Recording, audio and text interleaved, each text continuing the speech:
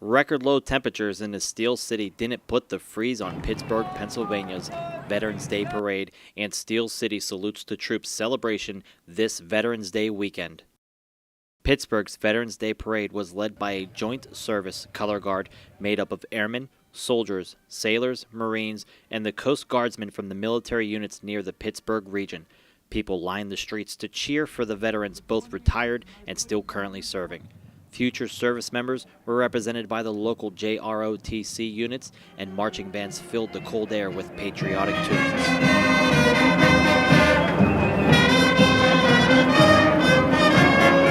The Pennsylvania Army National Guard featured several military vehicles and made them available for people to see up close after the parade at Steel City Salutes the Troops celebration at Point State Park, just a block away from the parade review stand. Each element of the parade passed the viewing stand, where the parade Grand Marshal rendered a salute to all the veterans that marched past.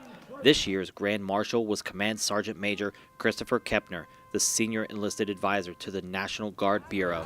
I got to tell you, it's a great honor to be selected as a Grand Marshal, and it's really a great honor to be out here with the people of the Steel City.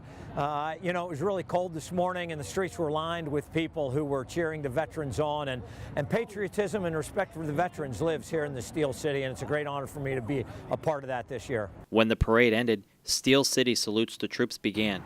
The event, located at Point State Park, is a celebration to honor veterans while showcasing the region's rich military history and presence.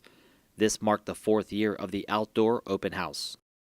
Military equipment and vehicles from the Army National Guard and the Air National Guard were parked on Commonwealth Place for people of all ages to get an up-close look. On display, Stryker armored vehicles, a mobile air traffic control tower, a howitzer, and even a Black Hawk helicopter that landed in the center of Point State Park at the location of the historic Fort Duquesne. As visitors approached the Fort Pitt Museum, they would hear the sound of a fife, playing tunes from the Civil War.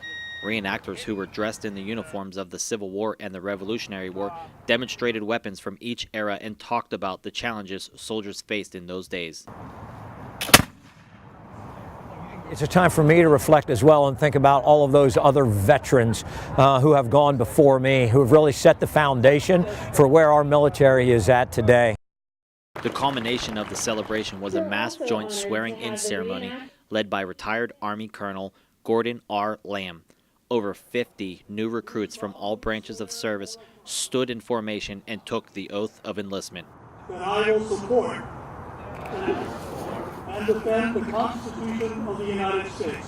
Steel City Salutes the Troops was organized by the Pennsylvania National Guard in conjunction with the City of Pittsburgh, the Department of Conservation of Natural Resources, Point State Park, Fort Pitt Museum, the Association of the United States Army, and military units from Western Pennsylvania. With the 171st Air Refueling Wing in Pittsburgh, I'm Senior Airman Brian Hoover.